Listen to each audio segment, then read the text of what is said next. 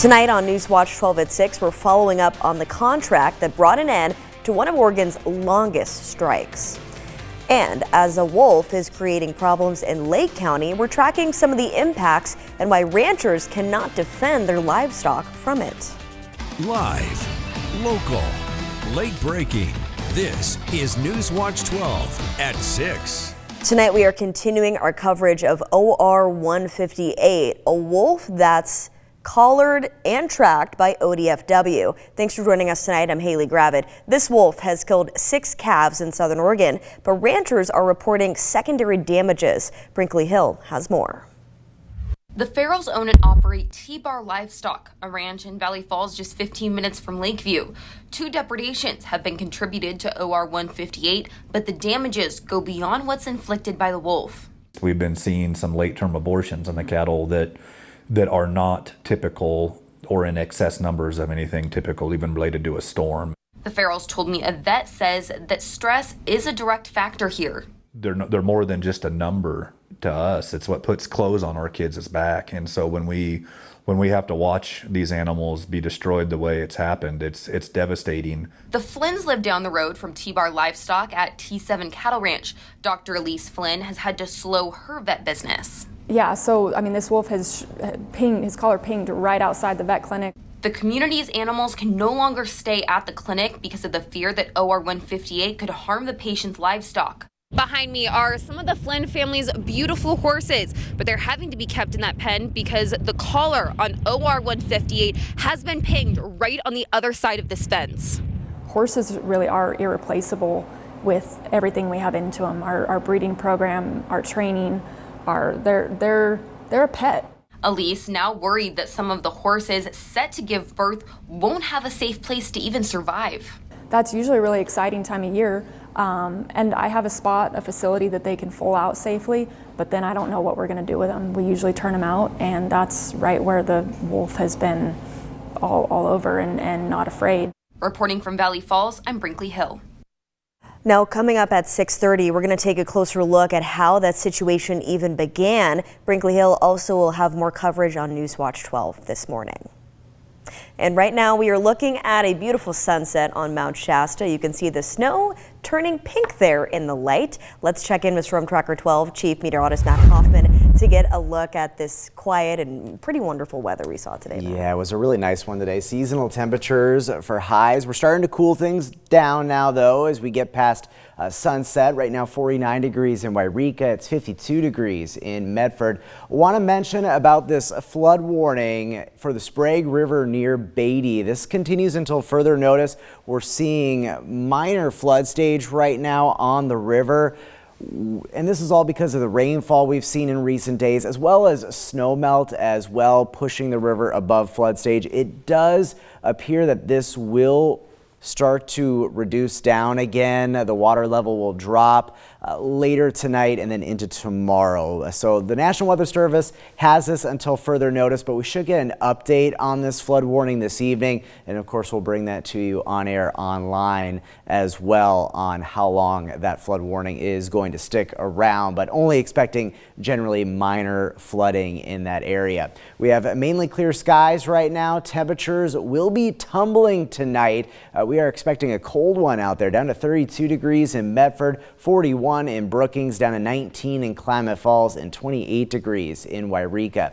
Now tomorrow, despite that cold start, maybe some patchy areas of fog, we'll see plenty of sunshine again for tomorrow. A dry day on tap for your Wednesday, and temperatures will be even warmer than today. Highs climbing into the 60s in the Rogue Valley. We'll take a closer look at your Wednesday forecast and what to expect through the rest of the week coming up.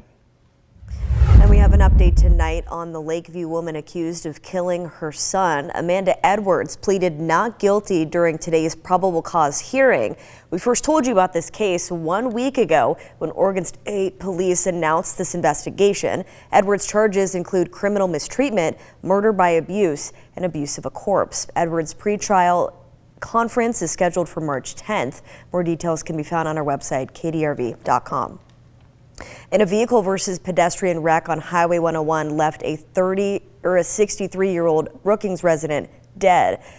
Oregon State Police say that the vehicle was traveling northbound when it struck the pedestrian who was in the lane of travel. After being transported to an emergency room, William Zender was declared dead. The highway was impacted for 3.5 hours. The cause of the wreck remains under investigation. On to a scam alert. The Klamath County Sheriff's Office is warning residents to be aware of mail scams involving fraudulent checks. This comes after a Klamath Falls resident received a suspicious envelope in their mailbox containing a letter and check that was just under $10,000. Scammers then asked victims to deposit the check, only to later request a portion of the money be sent back before the check fails to process, leaving the victim responsible for the entire amount on the check. Anyone who receives a similar letter should not deposit the check. Instead, report the scam to local authorities. And tonight we're following up on the contract agreement that was reached between Providence Hospitals and the Oregon Nurses Association. Providence says that it's pleased that ONA nurses have agreed to the deal, saying in part, quote, "We recognize the challenges faced over the past 6 weeks and are proud of these agreements that address issues the union bargaining teams identified as priorities during negotiations." Today, ONA representatives held a press conference. This contract includes major wins. That includes wage increases that will help Providence recruit and retain more nurses. Unified contracts across 10 Providence bargaining units that will strengthen our collective voice and set the stage for even greater advancements in the coming years. ONA nurses will return to work starting on the night shift on Wednesday, February 26th. And the Medford School Board has passed a motion this morning to fast track the process for an emergency demolition of North Medford High School's gym. This would allow Superintendent Brett Champion and Assistant Superintendent of Operations Brad Earl to quickly hire contractors without waiting the usual amount of time for competitive bids. Normally, the district would need to follow strict bidding procedures. A concern was raised about equity and transparency in the bidding process. Board members reassured that they would follow all required laws to ensure fairness. The resolution passed with school board member Michael Williams being the only abstained vote. Once the district stabilizes the gym walls or demolishes them, they will go back to the normal bid conditions.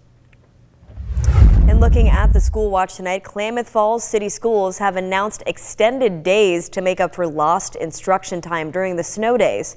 Beginning March 31st, the school day will be extended by 14 minutes for the remainder of the year. The school district says this is necessary to meet state requirements.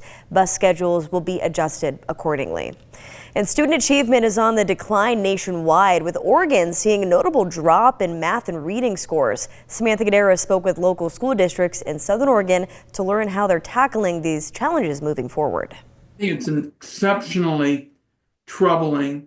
And, the question is, how can our state use some of the tools from the Federal Department of Education to help you reach various groups of students that are having trouble getting their tests up? Recent test scores from the National Assessment of Educational Progress show a troubling trend in Oregon, with middle and elementary students, especially fourth graders, falling behind in reading and math. I spoke with local districts about how they're working to improve these results. Our kids are growing. They may not be at the level right then and there, but we have a lot of students in our schools who are growing. They just aren't there right at fourth grade, but they get there by fifth grade or something like that. While these results are concerning, local educators aren't sitting back. They're already refining strategies to better address their students. It's motivating for me as a principal and as a leader to say, okay, well, what are we doing that helps support learners, and what are ways that we can continue to improve? The biggest tool in our toolbox to impact this is our teachers. Their work through their professional learning communities, where they come together and share what's working best, share data, share instructional strategies. That is our best tool to making an impact on student achievement. As the state works to improve test results, the Oregon Department of Education stresses the importance of strengthening instructional practices and providing targeted support moving forward. They shared a statement saying, quote, "These results further underscore the critical need to strengthen core instructional practices across our entire pre-K through 12 system, while also focusing on students who urgently need targeted support and intervention," end quote. As the conversation continues, educators, lawmakers, and families alike are all focused on finding innovative ways to improve these results. We've got to get these scores up, and I think a better partnership between the states and the federal Department of Education could make a difference. Reporting in Medford, I'm Samantha Cadera. And following the release of the national report card, the Oregon Department of Education is releasing Oregon's adolescent literacy framework. This provides content to educators to strengthen literacy in the over 300,000 public schools in the state. The framework includes strategies to support students who enter middle and high school not yet reading or comprehending text at the expected level. And the city of Klamath Falls says the deadline for the Economic Development Grant has been extended. This funding will help support economic development, business improvement, and community growth in Klamath Falls. Applications will be accepted until March 14th of this year. And the historic Holly Theater in Medford is set to open its doors, and ticket sales for the general public will begin tomorrow. This comes after the theater has undergone more than 10 years of restoration. With new seating, carpeting, and updated lighting, the grand opening of the theater set for March 13th with a 2-day celebration of headline performances from the Piano Guys, the Sacred Hearts, and much more.